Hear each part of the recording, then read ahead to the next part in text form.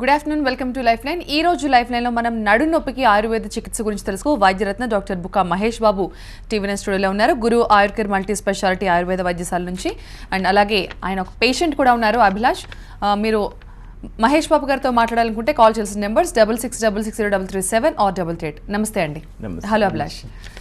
నడు నొప్పి అనేది చాలా చిన్నగా అనిపిస్తుంది ఆ మాట వినడానికి, బట్ అది పడే వాళ్ళకి తెలుస్తుంది దానిలో ఎన్ని రకాలు ఉంటాయి, అసలు నడుము నొప్పి అనేది స్టార్ట్ అయితే అది ఎక్కడికి తీసుకుపోతుంది, వివరించగలరా మొత్తం?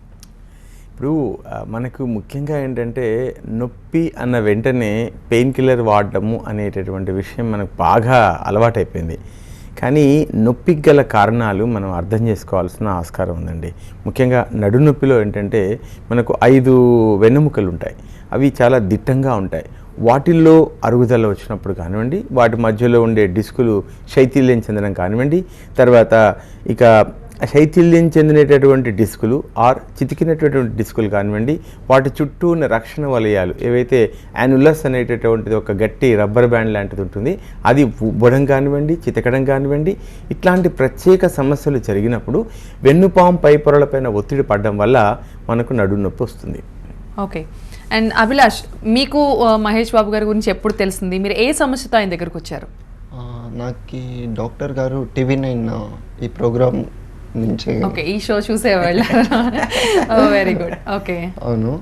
మళ్ళీ నాకు స్పాండిలిటిస్ ఉంది కదా. ఓకే. నాకు 2008 నుంచి స్పాండిలిటిస్ ఉండేది. 2014లో డయాగ్నోసిస్ అయింది. అంటే డాక్టర్ దగ్గర వెళ్తే వాళ్ళు అంతా పెయిన్ కిల్లర్ ఇచ్చేది. అంటే ఫస్ట్ నార్మల్ అలోపతి డాక్టర్ దగ్గరికి వెళ్ళారు, ఇంగ్లీష్ మెడిసిన్ యూజ్ చేద్దామని వెళ్ళారు. ఓకే. ఏం చెప్పారా డాక్టర్ మీకు? వాళ్ళు ఇది ఆటోఇమ్యూన్ డిసీజ్, ఇది దీనికి క్యూరే లేదు, you can maintain the disease. Okay. అంటే డిసీజ్ని ప్రోగ్రెషన్ అవ్వకుండా, అంటే అది గ్యారంటీ ఇవ్వలేదు. అంటే డే బై డే ఇది ప్రోగ్రెషన్ అవుతుంది, మీ లోవర్ బ్యాక్ స్పైనల్ కార్డ్ అంతా ఫ్యూజన్ అయిపోతుంది, అలా బెదిరిస్తారు. మిమ్మల్ని అలాగే బెదిరించారు? అవును. ఓకే. అంటే నాకు లాస్ట్ ఇయర్ అలాగే అయిపోయింది. I'm not able to walk also. Okay. Bed return అయిపోయారా పూర్తిగా మీరు? అంటే అలా అయిపోయేది. ఓకే, అయిపోయేది, వదిలేస్తుంటే కొన్ని రోజులు. ఓకే. ఆ సిచ్యుయేషన్ కి వచ్చింది. తర్వాత డాక్టర్ని TV9 చూసి కలిసాను. ఓకే. ఆయన మీ దగ్గరికి వచ్చినప్పుడు ఎలాంటి కండిషన్లో ఉన్నారండి అభిలాష్? ఇప్పుడు మా దగ్గరికి వచ్చేటప్పటికి అందరూ క్రానిక్ అయినటువంటి ప్రత్యేక సందర్భం. అంటే చాలా మంది చేసే మిస్టేక్ అదే, ఇంగ్లీష్ మెడిసిన్ అన్ని వాడేసి ఏది లేనప్పుడు ఈ ఆయుర్వేదంకో హోమియోపతికో వెళ్తూ ఉంటారు. లాస్ట్ రిసార్ట్ అని చెప్పాలి. సో మన అభిలాష్ కూడా అలాగే వచ్చాడు. బట్ ఆయన డయాగ్నోసిస్ ఏంటంటే యాంకిలోజింగ్ స్పాండిలోసిస్. యాంకిలోజింగ్ స్పాండిలోసిస్ అనేటటువంటిది ఒక ఆటోఇమ్యూన్ డిజార్డర్ అండి. అది ముఖ్యంగా ఏంటంటే టీనేజ్ దాటాక యంగ్ అడల్ట్స్లలో వస్తూ ఉంటుంది. 18 నుంచి 20 సంవత్సరాల మధ్యలో ఇది మొదలవుతుంది. ముఖ్యంగా ఇంకా చెప్పాలంటే HLA-B27 పాజిటివ్ ఉంటుంది, CRP పాజిటివ్ ఉంటుంది, RA ఫ్యాక్టర్ కూడా పాజిటివ్ ఉంటుంది, ANA కూడా పాజిటివ్ ఉంటుంది. ఇది వచ్చినప్పుడు ఏమవుతుందంటే కీళ్ళన్నీ కూడా వాచిపోయినట్టుగా ఉంటుంది. ఈ వాచిపోయిన తర్వాత మెడ బిగుసుకుపోవడము, నడుము బిగుసుకుపోవడము, వీపంతా బిగుసుకుపోవడము, తర్వాత కాళ్ళు చేతులు కూడా పట్టేయడము, తర్వాత తుంటి ఎముకలు కూడా అతుక్కుపోయినట్టుగా అవ్వడము, అక్కడ బోనీ ఎరోషన్స్ జరిగి టోటల్ హిప్ రీప్లేస్మెంట్ చేసుకోవాల్సినటువంటి పరిస్థితి వచ్చేటటువంటి ఇది కూడా ఎదురవుతుంది. అభిలాష్ గారు ఏంటంటే నా దగ్గరికి వచ్చినప్పుడు చాలా క్రానిక్ సిచ్యువేషన్లో నా దగ్గరికి వచ్చారు. వాళ్ళంతా ఒక రకంగా చాలా భయంతో కూడా ఉన్నారు. ఇక లైఫ్ లేదు అన్నప్పుడు మనుషులందరూ ఎలా ఫీల్ అవుతాం అలా ఫీల్ అవుతూ నా దగ్గరికి వచ్చారు. Just he has taken 2 months treatment for ankylosing spondylosis. ఈరోజు తన పనులు తను చేసుకోగలరు, తర్వాత అన్నీ నార్మల్గా చేసుకోగలరు, జీవితంలో నేను బ్రతకగలను అన్నటువంటి ఆత్మవిశ్వాసం వచ్చింది.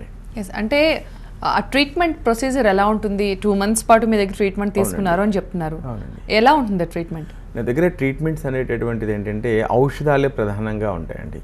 ముఖ్యంగా వ్యాధి నిర్ధారణ చేసిన తర్వాత ఔషధాలు ఆయన యొక్క శరీర తత్వాన్ని మనం పరిశీలించి దాని ప్రకారంగా ముఖ్యంగా మనకు ఆయన ఆహారం ఏం తీసుకోవాలి, తర్వాత లైఫ్ స్టైల్ మోడిఫికేషన్స్ ఎలా ఉండాలి, తర్వాత ఆయన శరీర తత్వాన్ని బట్టి ఔషధాలను డిజైన్ చేయడం జరుగుతుంది. ముఖ్యంగా ఆయుర్వేదం ఏం చెప్తుందంటే శరీర తత్వాన్ని బట్టి, అంటే ఆయన వాత ప్రకృత, కఫ ప్రకృత, పిత్త ప్రకృతి, సరే ఏ కారణం వల్ల ఆయన శరీర తత్వం ఏమిటి, ఏ తత్వం వల్ల డీరేంజ్ అవ్వడం వల్ల వ్యాధి వచ్చిందో అది కనుక్కొని అతని యొక్క లైఫ్ స్టైల్ మోడిఫికేషన్స్, ఆహారాన్ని మారుస్తూ ఔషధాన్ని అతని శరీర తత్వానికి అనుగుణంగా ఫిక్స్ చేయడం జరుగుతుందండి. ఈ పద్ధతి ప్రకారంగా, అంటే ఈరోజు లేటెస్ట్గా మనం చెప్పాలంటే జీన్ స్ట్రక్చర్ను తెలుసుకొని ట్రీట్మెంట్ చేస్తే ఎంత అద్భుతంగా తగ్గుతుందని అంటున్నారో, ఆయుర్వేదంలో అలాంటి చికిత్సలే ప్రధానంగా ఉన్నాయండి. ఇది టైలర్ మేడ్ చికిత్స, అందరికీ ఒక తీరులో ఉండదండి. అందరికీ అంటే వాళ్ళ యొక్క శరీర ధర్మాన్ని బట్టి ఔషధాన్ని నిర్ణయించడం జరుగుతుందండి. కాలర్ ఉన్నారండి, మాణిక్యం నల్గొండ నుంచి. మాణిక్యం గారు మాట్లాడండి. హలో మాణిక్యం గారు మాట్లాడండి. హలో హలో చెప్పండి. హలో చెప్పండి. హలో మాణిక్యం గారు, మా మాట వినిపిస్తోందా? హలో వినపడుతున్నా అండి. వినబడుతోందా? హలో హలో హలో చెప్పండి. సార్ నమస్తే సార్. నమస్తే మాణిక్యం గారు, బాగున్నారా? హలో వినపడతలేదండి సార్. ఓకే, కాల్ ఏదో లైన్ ప్రాబ్లం. వినపడతలేదు సార్. వినపడతలేదా? మీరు ఎలా ఉన్నారు? బాగున్నారా? మీ ఆరోగ్యం ఎట్లా ఉంది? మీ నడుము నొప్పి ఎలా ఉంది? ఏమిటి చెప్పండి. వినపడతలేదు. బాగున్నా సార్. బాగున్నారా? మీ నడుము నొప్పి ఎలా ఉంది చెప్పండి. కాల్ డిస్కనెక్ట్ అయింది. అండ్ సాధారణంగా నడుము నొప్పి అనేది ఇంతకుముందు అనుకున్నట్టు చాలా కామన్ గా మనకు వస్తూ ఉంటుంది. ఏదైనా హెవీ వెయిట్స్ మోసినప్పుడు కానివ్వండి, లేకపోతే డెలివరీ తర్వాత కానివ్వండి, లేకపోతే ఎక్కువ పని చేసినప్పుడు. బట్ అది క్రానిక్ గా మనం ఎప్పుడు దాన్ని అంటే ఎలా అబ్జర్వ్ చేయాలి? ఈ నొప్పి ఏదో తేడాగా ఉంది, ఇదేదో పెద్ద సమస్యకి దారితీస్తుందని ఎప్పుడు తెలియాలి? అంటే మనకి ఏంటంటే ఫస్ట్ నొప్పి అనేది ఒక వ్యాధికి సంకేతం అన్న విషయాన్ని మనం అర్థం చేసుకోవాలండి. అంటే ప్రతి నొప్పి వ్యాధికి సంకేతం కాదు కదా. అంటే ఎట్లా అనుకోకూడదు చెప్పండి. మెడ నొప్పి వస్తుంది అన్నప్పుడు మెడలో ఉండేటటువంటి డిస్కుల మధ్యలో కానీ వెన్నెముకల మధ్యలో కానీ ఎలాంటి తేడాలు వచ్చాయన్న విషయాన్ని అర్థం చేసుకోవాలి కదా. మనం ఎక్స్రే తీసుకుంటాం, ఎంఆర్ఐ తీసుకుంటాం, మనం స్టడీ చేస్తాం. అలాగే నడుం ప్రాంతంలో వచ్చేటటువంటి నొప్పి కూడా అది ఎలాంటి నొప్పి, దానికి సంబంధించిన వ్యాధి లక్షణాలు ఎలా ఉన్నవి, తర్వాత ఏ కారణాల వల్ల ఈ వ్యాధి రావడానికి ఆస్కారం ఉంది అనేది మనం తెలుసుకోవాలి. ఇప్పుడు ఫర్ ఎగ్జాంపుల్ అవినాష్ గారినే తీసుకోండి, ఆయనకు కూడా నడుము నొప్పి వచ్చింది. కానీ ఇది ఏమి నడుము నొప్పి అంటే యాంకిలోజింగ్ స్పాండిలోసిస్ వల్ల, అంటే ఆటో ఇమ్యూన్ డిజార్డర్ వల్ల వచ్చేటటువంటి నడుము నొప్పి. తర్వాత మెకానికల్ ఉంటాయి, కొన్ని బరువులు ఎత్తేటప్పుడు వచ్చేటటువంటి నడుము నొప్పులు ఉంటాయి. అప్పుడు ఏమిటంటే ఎముకలు జారుతాయి, దాన్ని లిస్థసిస్ అని అంటారు. అది అలా అంటే ఎముకలు జారడం వల్ల వచ్చేటటువంటి నడుము నొప్పి.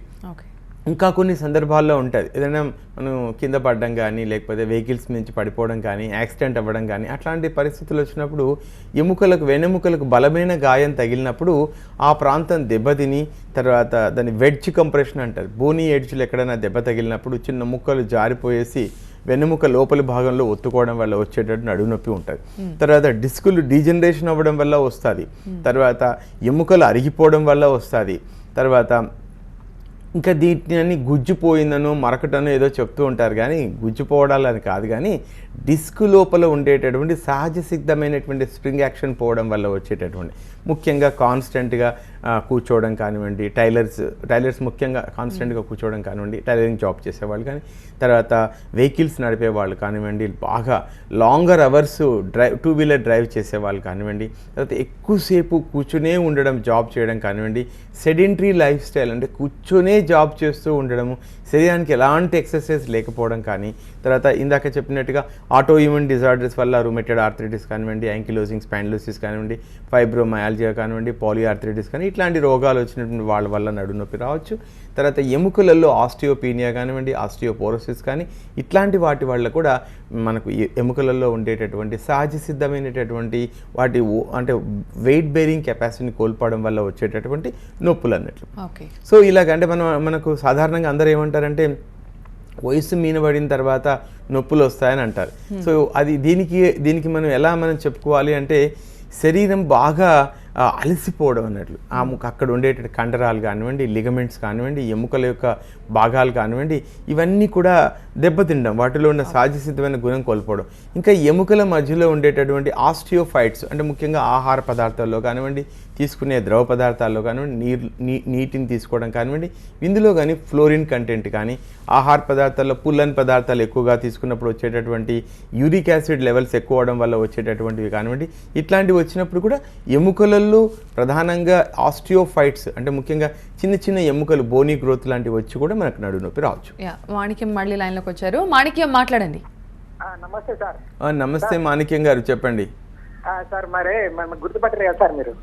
అంటే మీరు నన్ను గుర్తుపెట్టానండి. మీకు ఆపరేషన్ చేయించుకున్నారు కదా ఇంతకు ముందు? సార్ నాకు మెడకాడ ఆపరేషన్ అయింది కదా సార్. 2 సార్లు అయినట్టుగా ఉంది కదా మాణిక్యం గారు? మెడకాడ ఆపరేషన్ అయితే మీ దగ్గరకు వచ్చింటే టీవీలో అనేది చూసి వచ్చినాము. ఓకే. అయితే ఇప్పటికి 3 months అయిపోయింది సార్ మీ దగ్గర మెడిసిన్ వాడి. ఓకే. అయితే నా ప్రాబ్లం ఏంటంటే మొత్తం స్పర్శ లేకపోవడం సార్, వెన్ను మొత్తం ఇట్లా బ్లాక్ కావడం, కట్టె లెక్క అయింది అన్నట్టు. అప్పుడు హలో వింటున్నాం, చెప్పండి. అయితే 7 years బిఫోర్ కు ఆపరేషన్ చేయించుకున్నా మెడలో బొక్క పెరిగిందంటే సార్. అయితే అప్పుడు ఏ మాత్రం కూడా మామూలుగానే అయింది. మనం మీ దగ్గరకు వచ్చినాక ఇప్పుడు 3 నెలలు అయింది, కొంచెం రిలీఫ్ అనిపిస్తుంది సార్. అంటే ఇప్పుడు స్పర్శ వచ్చిందా ఇప్పుడు మీకు? కొంచెం కొంచెం స్పర్శ వచ్చినట్టు తెలుస్తుంది. నాకు ఇది అయిందా, అహో నాకు ఇట్లా అయిందా అనేది కూడా తెలిసేది కాదు, అంతకుముందు తెలిసేది కాదు. తెలుస్తుంది సార్. తర్వాత యూరిన్ పోయడం కానీ, మూత్రం పోయడం కానీ, స్టూల్కి వెళ్ళడం కానీ ఇబ్బంది ఏమైనా ఉందా? అంటే ఇప్పుడు ఏం లేదు సార్, మూత్రం అప్పుడు కూడా వచ్చేది, కానీ మనకి ఏమైనా కొద్దిగా స్పర్శ తెలిసింది, స్పర్శ ప్రాబ్లం ఉండే. ఇప్పుడు నడవడానికి ఇంకా అయితే ఒక మనకు తెలుస్తుంది కొంచెం తక్కువైందని, ఇంకా కానీ ఇంకా బాగా తక్కువ కావాలి సార్, ఇంకా ఉంది. నడుస్తున్నారా? బాగా నడుస్తున్నారా ఇప్పుడు? నడుస్తున్నాను. ఇంకా మెట్లు ఎక్కడం ఇంకా ఇంకా కొంచెం ఇంకా బాగా రావాలన్నట్లు, ఇంకా బాగా రావాలి సార్. నేను ఇంకా అప్పట్లోకి కావాలని అంటే మీరు అవుతుంది అన్నారు. ఓకే. ఇప్పుడు చూడండి, మనం అతని విషయంలో చూడండి, ఆపరేషన్ చేసుకున్న తర్వాత ఆయనకు స్పర్శ అనేటువంటిది రాలేదు వాస్తవం చెప్పాలంటే. మరి ఇప్పుడు ఆయుర్వేద ఔషధాలు వాడితే స్పర్శ వస్తుంది అంటే nerve function, motor function improve అవుతున్నట్టే మనం అనుకోవాలి కదా, చెప్పాలి. ఇట్లాంటి కేసెస్ చాలా చూసామండి. మనం లాస్ట్ ఎపిసోడ్లో చూసినప్పుడు వినాయకరావు గారు అని ఆయనకు క్వాడ్రిప్లీషియా ఆయన లాస్ట్ ఎపిసోడ్లో మనం చూసాం, ఒక కేస్ స్టడీ చూసాం. అంటే మెడ ప్రాంతంలో దెబ్బ తగలడం వల్ల స్పైనల్ కార్డు దెబ్బతింది పూర్తిగా. దానివల్ల చేతులు కాళ్ళు 2 పడిపోయినాయి. ఈ 2 పడిపోయిన వ్యక్తి అట్ ద ఏజ్ ఆఫ్ 67 అతను వచ్చారు నా దగ్గర. 17 years అయిన తర్వాత కూడా ఈరోజు అట్ ద ఏజ్ ఆఫ్ 80 కూడా ఆయన 2-wheeler నడపగలరు, 4-wheeler నడపగలరు. దేశం అంతా తిరిగేసి వచ్చారండి. ఆయనకు షుగరు, తర్వాత హైపర్ టెన్షన్, తర్వాత కార్డియాక్ ప్రాబ్లమ్స్, ఇన్ని ప్రాబ్లమ్స్ ఉన్నప్పటికీ కూడా ఆయుర్వేద ఔషధాలు వాడిన తర్వాత 17 సంవత్సరాల తర్వాత కూడా నాట్ ఈవెన్ ఒక 5% ఎర్రర్ కూడా లేదండి. మరి ఇప్పుడు నేను ఆపరేషన్ చేసుకున్న తర్వాత కూడా ఏం కాలేదు, కానీ అక్కడ ఆపరేషన్ చేసుకోకున్నా కూడా కాళ్ళు చేతులు బలం వచ్చింది. ఆయన ఫుట్బాల్ ఆట ఆడగలడు కూడా ఆయన కూడా చెప్పారండి లాస్ట్ ఎపిసోడ్లో నిజంగా. సో అంటే సర్జరీ అనేటటువంటిది అంతిమ పరిష్కారం కాదు. సర్జరీ కూడా తాత్కాలిక ఉపశమనం కూడా కనిపించట్లేదు మనకు. ఉపశమనం ఏమైనా వచ్చిందంటే అది కూడా లేదు. బట్ అవి చెయ్యలేని పని ఉపశమనం ఇస్తూ చికిత్స ఇస్తుందండి ఇప్పుడు ఆయుర్వేద వైద్యం ప్రధానంగా. సో కాబట్టి ఈ పొందినటువంటి వాళ్ళు మాట్లాడుతున్నవి ఇవి డాక్యుమెంటరీ ఎవిడెన్సెస్ అండి. అభిలాష్, మీరు స్టూడెంటా లేకపోతే జాబ్ చేసేవారా? జాబ్ చేసేవారు. ఇప్పుడు మానేసారా జాబ్? మరి ఏం జాబ్ చేసేవారు? అసలు మీకు ఎందుకు వచ్చింది ఆ ప్రాబ్లమ్? అంటే అది గ్రాఫిక్ డిజైనర్గా నేను వర్క్ చేస్తున్నాను లాస్ట్ 2 years నుంచి. సిమ్టమ్స్ అన్నీ 2008 నుంచే ఉండేది. 2014లో జాబ్ జాయిన్ అయ్యాను కదా, ఆ 2000 yearలో ఆ ఫిజికల్ యాక్టివిటీ కొంచెం తగ్గింది. ఆ పీరియడ్లో క్రోనిక్ చాలా. సో మీరు చాలా మంది అలోపతి డాక్టర్స్ దగ్గరికి వెళ్ళారు, మిమ్మల్ని బాగా భయపెట్టేశారు అందరూ, ఇంకా నీకు లైఫ్ లేదు, ఇంకా అయిపోయిందని. సో మహేష్ బాబు గారి దగ్గరికి వచ్చిన తర్వాత ఆయన మీకు ఎలాంటి ధైర్యం ఇచ్చారు? మీకు ఎప్పుడు కాన్ఫిడెన్స్ వచ్చింది, ఓకే నేను కూడా అందరిలా లైఫ్ లీడ్ చేయగలను, నాకు తగ్గుతుంది డెఫినెట్ గా డిసీజ్? అంటే నేను ఈ వీడియో చూస్తూ ఉంటాను కదా TV9లో, దానిలో నాకే హోప్ వచ్చేసింది. అంటే at least is giving hope for us spondylitis పేషెంట్స్కి. ఆటోఇమ్యూన్ డిసీజ్ మీరు డాక్టర్స్ వెస్ట్రన్ మెడిసిన్ డాక్టర్ దగ్గర వెళ్తే వాళ్ళు దగ్గర ఏమీ లేదు, just pain killers. Pain killers అంతే ఉంటుంది. ఓకే డాక్టర్ దగ్గర వెళ్తే ఓప్ 1 yearలో నేను నిన్ను రెడీ చేస్తాను ఓప్ ఇస్తారు కదా, అదే ఇంపార్టెంట్. ఓకే సో నిజం, ఎందుకంటే పేషెంట్ వచ్చినప్పుడు డాక్టర్ మంచిగా మాట్లాడితే అప్పుడే సగం జబ్బు నయమైపోతుంది వాళ్ళకి డెఫినెట్గా. ఎస్, అండ్ అది ఆయన ఫేస్లో నాకు కనిపిస్తుంది. మీరు ఆయనకి ఎంత హోప్ ఇచ్చారు లైఫ్ గురించి. వాస్తవం అండి. ఇప్పుడు మన స్టూడియోకి వచ్చి ఎంతమంది మాట్లాడారు మీరు అబ్జర్వ్ చేయండి. యాంకిలోజింగ్ స్పాండిలోసిస్ వచ్చినటువంటి వాళ్ళు చాలా మంది యంగ్ గైస్ మాట్లాడారు. వాళ్ళు ఇంకా స్టిల్ నమ్మలేకపోతారు. మొన్న కుర్రాడు వచ్చి అంటున్నాను నా దగ్గర, అసలు ఈ వీడియో అనేటటువంటిది ఇది డూప్ అనుకుంటాను, ఇది సత్యం కాదు, ఇది ఎవరినో కావాలని డమ్మీ క్యాండిడేట్ని పెట్టి మాట్లాడిస్తున్నారు అని అనుకునే వచ్చాను. కానీ మీరు ఇచ్చిన మందులు తీసుకున్న తర్వాత నెల రోజులు అయిన తర్వాత అసలు అన్బిలీవబుల్ చేంజ్ వచ్చింది. నేను అన్ని యాక్టివిటీస్ చేసుకుంటున్నా. ఇంతకుముందు బస్ ఎక్కేవాడిని కాదు, దిగేవాడిని కాదు. ఇప్పుడు కాలేజీ కూడా బస్ ఎక్కేసి వెళ్ళిపోతున్నాను. రన్నింగ్ బస్లో దిగినా కూడా నా బాడీ సహకరిస్తుంది. I got flexibility in my spine. నా యాక్టివిటీస్ పెరిగినాయి. అసలు అందరూ మెచ్చుకుంటున్నారు. ఇప్పుడు అంకుల్ క్రికెట్ కూడా ఆడుతున్నాను అంకుల్ అని చెప్పని లాస్ట్ టైం ఒక కుర్రాడు చెప్పాడు నాతోని. అంటే అక్కడేమో లైఫే లేదు, నువ్వు చస్తావు పోతావు, క్యాన్సర్ కన్నా భయంకరమైన రోగం అని వాళ్ళు క్లియర్గా చెప్తుంటారు. ఇక్కడేమో లైఫ్ ఉంది, బాగుపడడానికి స్కోప్ ఉంది, ఒక 1 year కాలం వాడితే అద్భుతం చేయొచ్చు అని చెప్పని మనం కేస్ స్టడీతో చూపిస్తున్నాం. ప్రజలు ఈ విషయం పైన ఈ మధ్య కాలంలో చాలా స్ట్రాంగ్ కాన్ఫిడెన్స్ లెవెల్స్ను పెంచుకుంటున్నారండి. వాళ్ళు నమ్ముతున్నారు ఇది సత్యం. అంటే ఇప్పుడు ఆయుర్వేదంలో ఇంతటి అద్భుతాలు చేయొచ్చు, క్రానిక్ డిసీజెస్ కూడా మీరు తగ్గిస్తున్నారు. బట్ ఇప్పటికీ జనాలు ఏదైనా నొప్పి వస్తే పరిగెత్తుకుంటూ ఇంగ్లీష్ మెడిసిన్ కే వెళ్తారు. ఎందుకు ఆయుర్వేదంకి రావట్లేదు? అంటే చరిత్రలో కూడా ఏం లేదా ఆయుర్వేదంలో ఇన్ని తగ్గుతాయి ఏంటి, ఎక్కడ వచ్చింది? ఒకప్పుడు నేను చరిత్ర ఏదైనా చెప్తే మహేష్ బాబు గారు చరిత్ర చెప్తారండి, ఇంకా చరిత్రనే చెప్తారండి అనుకొని, నేను శాతవాహనుల కాలం నాడు, గౌతమీపుత్ర శాతకర్ణ కాలం నాడు ఆయుర్వేద వైద్యం ఎలా ఉంది అనేది ఒక టీవీకి నేను ఒక షో చేశాను. ఒక గురు ఆయుర్వేదం అని చెప్పని చేశాను అక్కడ. అప్పుడు నేను శాతవాహనుల కాలం అంటే ఆయుర్వేదం ఇప్పుడు అవసరము అని చెప్పానండి. సాక్ష్యాధారాలతో సహా ప్రూవ్ చేశాను. తర్వాత నెక్స్ట్ వచ్చేసి ఇంకొక టీవీ ఛానల్కి నేను ఆయుష్మాన్ భవ అని చేశాను. ఆరోగ్య వేదం ఆయుర్వేదం అని చేశాను. అంటే ఇప్పుడున్న పరిస్థితులలో, ఇప్పుడున్నటువంటి ఆధునిక కాలంలో చాలా చాలా అవసరం అని చెప్తూ ఉన్నాను. మనకు బాహుబలిని కట్టప్ప ఎందుకు చంపాడు అనేటటువంటి దానిపైన కోట్ల మంది చూస్తున్నారు వరల్డ్ వైడ్గా ఈ విషయం. నేను ఈ మధ్య కర్ణాటక వెళ్తే అక్కడ కన్నడలో కూడా చెప్తూ ఉన్నారు కట్టప్ప బాహుబలిని ఎందుకు చంపాడు అని. మరి ఆయుర్వేద బాహుబలిని ఎవరు చంపే ప్రయత్నం చేశారు అనే విషయం పైననే నేను ప్రధానంగా కాన్సన్ట్రేట్ చేస్తున్నాను. ఎంతమంది కట్టప్పలు చంపే ప్రయత్నం చేసినా, అసాసినేషన్ చేద్దామని అనుకున్న 200 సంవత్సరాల్లో ఆయుర్వేద బాహుబలి తప్పించుకుని వస్తున్నారు. మాలాంటి వాళ్ళు ఆ మిషన్స్ను డీకోడ్ చేసేస్తున్నారండి, చావకుండా కాపాడే ప్రయత్నం చేస్తున్నారు. ఇది అవసరం. కట్టప్ప బాహుబలిని చంపితేనేమి, చంపకపోతే మనకేంటి, కానీ ఆయుర్వేద బాహుబలిని ఎందుకు ఎవరు అసాసినేషన్ చేసే ప్రయత్నం చేశారు, ఇది కనుమరుగవడానికి గల కారణాలు ఏంటి అనేవి నాకు తెలియదు ఆయుర్వేదం అనడం కాదు, ప్రతి భారతీయుడి యొక్క ప్రధానమైన కర్తవ్యం. భారతీయ శాస్త్ర సాంకేతిక రంగాల్లో వచ్చినటువంటి అభివృద్ధిని ఎవరు ఈ విషయంలో మసకబారేటట్టు చేశారో ఈ పాటకి మీ ఈ యొక్క మనం చూసేటటువంటి ప్రేక్షకులందరికీ అర్థమైంది అనుకుంటాను.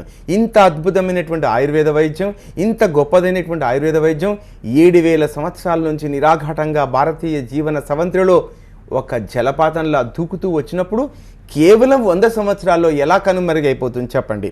ఇప్పుడు ఈ యాంకిలోజింగ్ స్పాండిలోసిస్ వచ్చినటువంటి పేషెంట్స్ జీవితంలో దుర్భరమైనటువంటి జీవితాన్ని అనుభవిస్తూ దీనికి వైద్యం లేదు, ఇది ఇంతే, ఇలాగే ఉంటుంది, ఇలాగే చస్తారు, క్యాన్సర్ కన్నా భయంకరమైనటువంటి రోగం అంటూ భయపెడితే శరణు అనుకుంటూ వాళ్ళ శరణు చొచ్చి వాళ్ళ పాదాల చెంత పడాలా, సగర్వంగా తల ఎత్తుకొని జీవితాన్ని కొనసాగించాలా?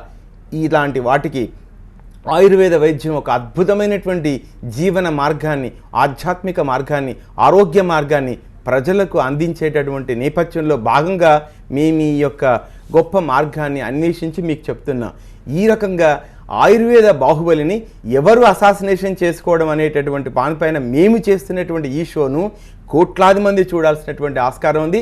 ప్రతి తెలుగువాడు ఇక నాకు ఆయుర్వేదం తెలీదు, మహేష్ బాబు తెలీదు అనేటటువంటి వాతావరణమే ఉండకూడదు. కట్టప్ప బాహుబలిని చంపితే ఎందుకు, చంపకపోతే ఎందుకు, it's only a mythical story. But Ayurveda is a real story. ఇక్కడ రియల్ అనేటువంటి హీరోస్ ఉన్నారు. ఇది తెలుసుకోవాల్సినటువంటి అవసరం ఉంది. ప్రస్తుత సమకాలీన పరిస్థితులలో మారిన జీవన శైలిలో ఆయుర్వేదాన్ని తెలుసుకోవాల్సిన అవసరము అగత్యము ఎంతైనా ఉంది. మనలో ఎవరికి ఇలాంటి సమస్యలు వచ్చినప్పటికీ కూడా మనము ఆయుర్వేదంలో ఏ రోగాలు తగ్గుతున్నవి ఏమిటి అనే విషయాన్ని విశదీకరించేటట్టు ఉంటే కానీ మనం నిజమైనటువంటి ఆరోగ్యాన్ని పొందలేము. ఎస్, ఓకే, మీరన్నారు ఆయుర్వేదాన్ని అణగదొక్కే ప్రయత్నం చేస్తున్నాం, బట్ మీలాంటి వాళ్ళు కొంతమందినా కనీసం దీన్ని ప్రమోట్ చేస్తున్నారు. అవునండి. ఎంత అవేర్నెస్ వచ్చింది ప్రజల్లో, మీకేమనిపిస్తోంది? అద్భుతమైనటువంటి అవేర్నెస్ వచ్చిందండి. ఒక 25 సంవత్సరాలు మేము నిజంగా చెప్పాలి అంటే చాలా పెద్ద అవేర్నెస్ మార్పు వచ్చింది. కానీ ఇంకా మార్పు రావాల్సినటువంటి ఆస్కారం ఉందండి. ప్రభుత్వము ఈ విషయం పైన ఏదో డిపార్ట్మెంట్ ఆఫ్ ఆయుష్ అని ఒకటి క్రియేట్ చేసేసి దాంట్లో అన్ని సిస్టమ్స్ని దొబ్బేసి ఈవెన్ అలోపతికి ముత్తాతను కూడా మేము మన భారతీయ వైద్యంగా చదువుతున్నాండి. అది యునాని వైద్యం అండి చెప్పాలంటే. యునాని వైద్యం అనేది అలోపతికి తాతకు తాత ముత్తాత అన్నట్లు. ముత్తాతను కూడా భారతీయ వైద్యంగా చదువుతున్నా అన్నట్లు. ఇప్పుడు వాళ్ళు వచ్చేసి మా పక్కన కూర్చుంటున్నారండి ఈరోజు. అంటే ఆయుర్వేద వైద్యం పక్కన ఆయుష్ అంటే ఆయుర్వేదము, తర్వాత యోగా, యునాని, తర్వాత సిద్ధ, తర్వాత హోమియోపతి, ఇవన్నీ సిస్టమ్స్ ఉన్నాయండి. ఈ అన్ని సిస్టమ్స్ అనేటటువంటిది శాస్త్రీయ దృక్పథం కలిగి ఉన్నవని భారత ప్రభుత్వం, కేంద్ర ప్రభుత్వం కూడా ఈ విషయం పైన ఎంతో దృష్టి పెడుతుంది. కానీ రాష్ట్ర ప్రభుత్వాలు ఈ విషయం పైన ప్రచారం చేసినట్లయితే ప్రజలు నిజమైనటువంటి వైద్యాన్ని పొందగలరు. కేవలము తాత్కాలిక ఉపశమనమే చికిత్స అని భ్రమింపచేస్తూ ఉన్నారు. ఇక్కడ చికిత్సలు చాలా ఉన్నవి. తాత్కాలిక ఉపశమనంతో పాటు ఇక్కడ చికిత్స దొరుకుతుంది అన్న విషయం ప్రజలు ఇప్పుడిప్పుడే గుర్తిస్తున్నారు, ఇంకా కూడా గుర్తిస్తారు. ప్రజల్లో ఈ స్పందన చాలా అనూహ్యమైనటువంటి మార్పు అనేటటువంటిది ప్రజల్లో ఒక గొప్ప సంకేతానికి మార్గంగా కనిపిస్తుందండి. అద్భుతమైనటువంటి మార్పు కనిపిస్తుంది. ఇలా మీ ఒక ప్రోగ్రామ్ చూసి అభిలాష్ మీ దగ్గరకు వచ్చాడు, తన డిసీజ్ని క్యూర్ చేసుకున్నాడు. ఓకే, అంటే ట్రీట్మెంట్ ఎలా ఉంటుంది ప్రొసీజర్? అంటే మీ దగ్గరే ఉండి చేయించుకోవాలా, లేకపోతే వెళ్ళి వస్తూ అప్పుడప్పుడు చేయించుకోవాలా, ఎలా ఉంటుందండి? అంటే ఇప్పటిదాకా ఏంటంటే మనకు ఈ ఆయుర్వేద వైద్యం కూడా ఏంటంటే ఇంకా మనకు రియంబర్స్మెంట్ ఫెసిలిటీస్ కానివ్వండి, ఎక్కడంటే అక్కడ మనకు అలాంటివి అవైలబుల్ అవ్వగలిగినప్పుడు, తర్వాత ఇన్సూరెన్స్ పాలసీస్ కానివ్వండి ఇంకా ప్రచలితంగా వచ్చినప్పుడు ప్రజలు ఆయుర్వేద వైద్యాన్ని ఎక్కువ విరివిరిగా తీసుకోవడానికి ఆస్కారం ఉంది. ప్రజల్లో స్పందన వచ్చింది, తెలుసుకుంటున్నారు, వాస్తవాలు అర్థం చేసుకుంటున్నారు. కానీ ఇలాంటివి ప్రభుత్వ ప్రోత్సాహకాలు కూడా ఇచ్చినట్లయితే ప్రజలు నిజమైనటువంటి వైద్యాన్ని తప్పనిసరిగా అందుకోగలుగుతారండి. అభిలాష్ లాంటి వాళ్ళు అక్కడ వైద్యం దొరకక ఈరోజు చెప్పాలి అంటే బయోలాజిక్స్ అనేటటువంటి ఇమ్యూన్ సిస్టాన్ని బూస్ట్ చేయగలిగినటువంటి ఔషధాలు వస్తూ ఉన్నాయండి. అలాంటి ఔషధాలు నిజంగా చెప్పాలంటే లక్షల్లో ఖర్చు పెట్టినప్పటికీ కూడా సంపూర్ణ ఆరోగ్యాన్ని పొందలేకపోతున్నాం. ఆ కోణంలో ఆలోచిస్తే ఆయుర్వేద ఔషధాలు చాలా చీపే, చక్కగా పనిచేస్తూ ఉన్నాయి. ప్రభుత్వ సహకారం కనుక ఉన్నట్లయితే అద్భుతాలు చేసే ఆస్కారం ఉంది. ఇంకా కూడా ఆయుర్వేద వైద్యులు తలెత్తుకొని సగర్వంగా ఈ యొక్క వైద్య విధానాన్ని కొనసాగించేటటువంటి ఆస్కారం ఉందండి. Thank you so much Mahesh Babu garu, చాలా చక్కగా చెప్పారు ఆయుర్వేదం గురించి. అండ్ అభిలాష్, మీకు కూడా మీ ఎక్స్పీరియన్స్ని షేర్ చేసుకున్నందుకు థ్యాంక్ యూ సో మచ్. రేపటి లైఫ్ లైన్లో మళ్ళీ కలుద్దాం. చూస్తూనే ఉండండి TV9.